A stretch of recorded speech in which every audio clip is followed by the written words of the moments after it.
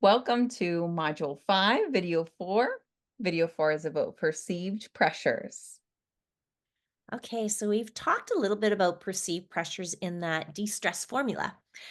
I want us to dive deeper into the stressors.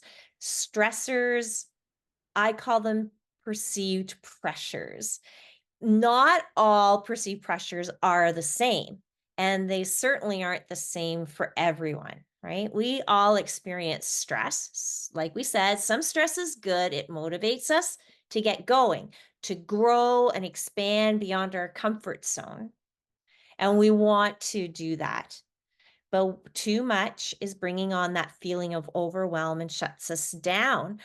And then it affects our health and our well-being. And as we said, those around us too. So let's think about what a pressure is. And we're taking it from how you perceive the pressure, not how I perceive your pressure, but it's coming from you. Okay. Because everybody thinks of pressures differently. A pressure is anything that drains your energy. So it takes it away. Now, remember, we all come into this life with different vulnerabilities and we step into different situations and environments. So it's how you perceive it, right? Um, so I want to just say that pressures, we might be consciously aware of some pressures, and then there are pressures that can also be subconscious and we aren't fully aware of them.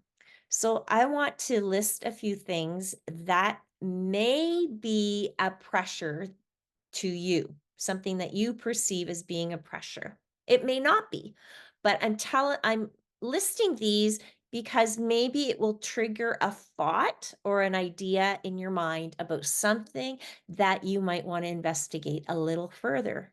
Because when it comes to figuring out how to balance um, your life and your stresses, decreasing pressures in some way is really a big part of that, uh, finding that balance for yourself. And it is a way to care for yourself. So, your own developmental abilities, how you can communicate with others, your fine and gross motor abilities, your physical abilities, your executive functioning abilities, how easy it is for you to plan and organize yourself. That could affect you and drain you if it's really tough. So that's a really important thing to consider, right? Others' expectations of our abilities. So what others expect us to do can be pressure.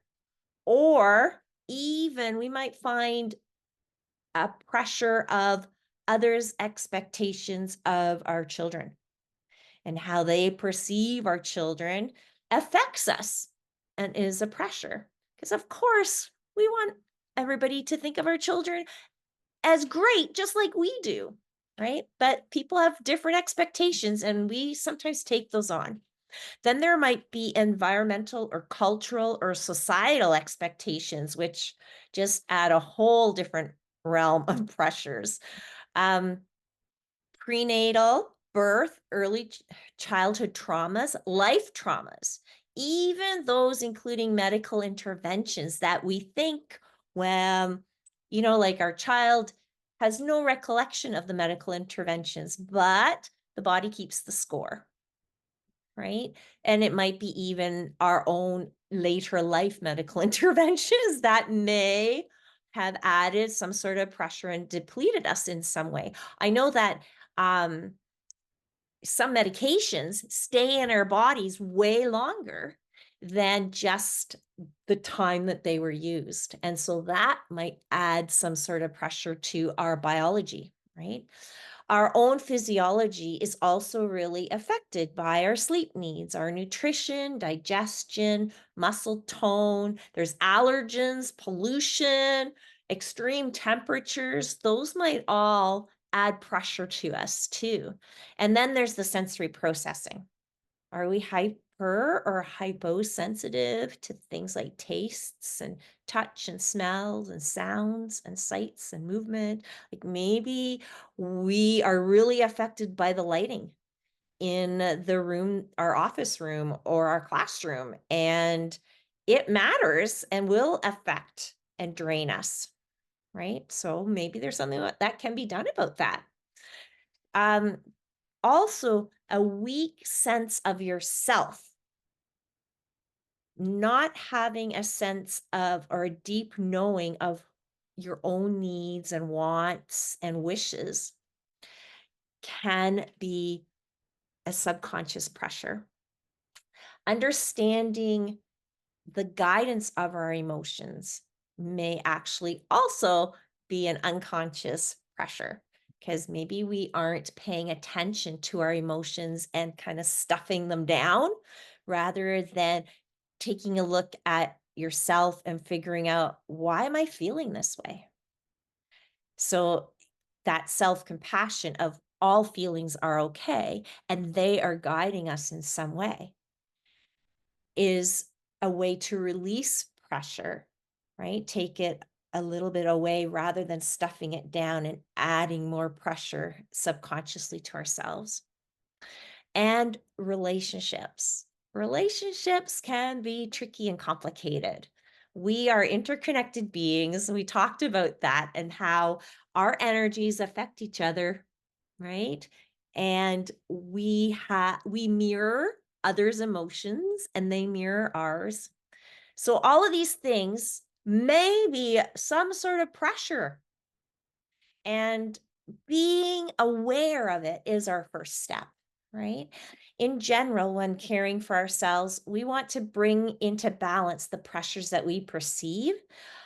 And we can do that in three ways. One is provide for our needs. Let me make sure we get the sleep and get the nutrition that our bodies need, to get the movement that we need. So we provide for our needs. Or another way is to decrease those pressures, right? Like Alicia mentioned in an earlier module about really trying to figure out high quality versus low quality support. And that might help decrease pressures that we have if we have only like low quality support, right? Support skill development. That's the other piece, to decrease maybe that expectation gap that you have for yourself and increase your confidence. We can all learn new things. Our brains are plastic. And so it doesn't matter the age. When I when my mom says, "Ah, I'm too old to learn that." I deep breathe and think, "You're not. It's a matter of what you're willing to do." But you can that is a way to decrease some pressure.